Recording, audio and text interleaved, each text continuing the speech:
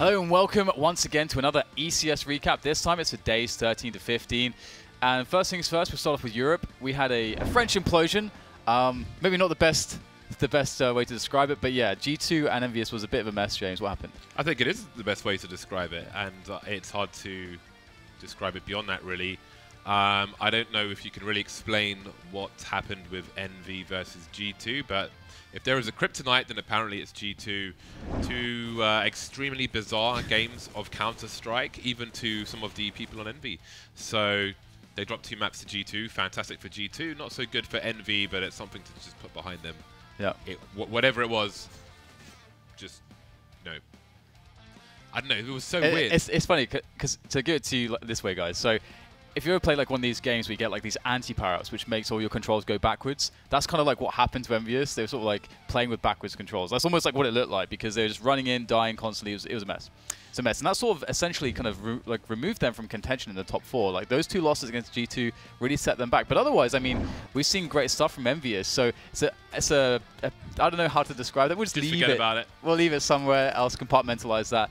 But otherwise, Mousesports, I mean, they're a team that hasn't played too many matches just yet, but we've got to see a couple of encounters with them, and they've done a really, really good job. Oscar is an absolute god. They smashed Godsend, and they had a really competitive showing against an IP as well. Oscar on Mirage is a significant problem, especially on the CT side. He's a hyper-dangerous AWPer, a hyper-aggressive AWPer, and just a hyper-AWPer in general. And on Cash, we saw some absurd wallbangs from him. But, I mean, that's just Oscar. Chris J, as a dedicated rifler for the most part, is doing very well for Mousesports. They look like a really good unit with the new players like Sunny on the team. So they're exciting to watch, and they may surprise people as they catch up in the matches. Much like the last Mousesports lineup, and not like the lineup of Mousesports before that, they are also my favorite team, one of my favorite teams to watch right now. So definitely keep your eyes out for Mousesports games. There's plenty of them remaining.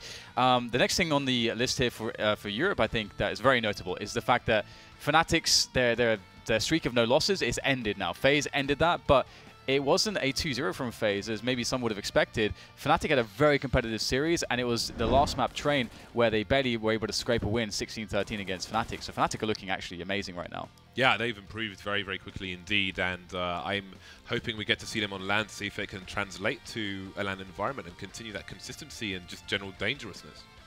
Absolutely. Now it's time to move to North America. Generally speaking, Cloud9 super dominant. I think that's pretty expected. Do you have any words about Cloud9? Well, they're doing what you expect of them, so I guess there isn't much to say, but that's a good thing, because if there was, it would probably not bode well for Cloud9. I mean, the only thing we can say is that, let's bear in mind that they have had 2 significant changes, which is still fairly recent, but they've just got off to a flying start, and that continues now.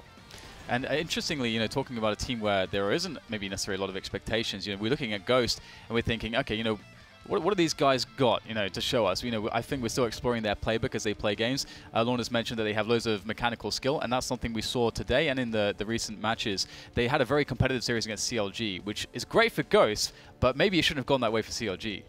No, I mean, Ghost, they've shown us that they have a strong Inferno game, which they can clearly tweak and make even stronger.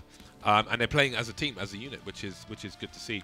CLG, though, they continue to make a high amount of errors. and that's a problem, because we need to see some progression. You know, post I'm a Pet, I don't know where their progression is.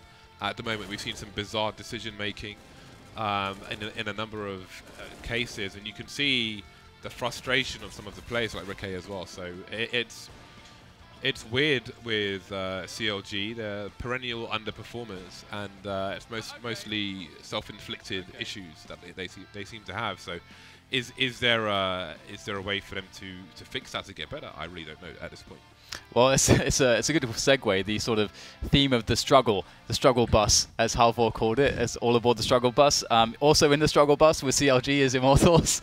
Obviously, Immortals have had lots of issues, and their issues continue. This time, in the last few days, they've actually been playing without the coach, Zach, in the game. And instead, they've actually brought in SHZ Shiz, who used to play for Luminosity. Yeah, so now plays for Tempo Storm. Yeah. But we don't know if he's just subbing because he's not in ECS League, so he is eligible to play. Or if he's going to be transferred, because obviously right now, as far as we can tell, Immortals have 4 players. So, yeah, I mean, we can't expect much from them apart from losing most of their matches, which is perfectly fine for the position they're in. But I think the priority for them is to not be facing a relegation match later in the season. And they still lost to CLG too, so yeah, that's so, there was potential on Train though.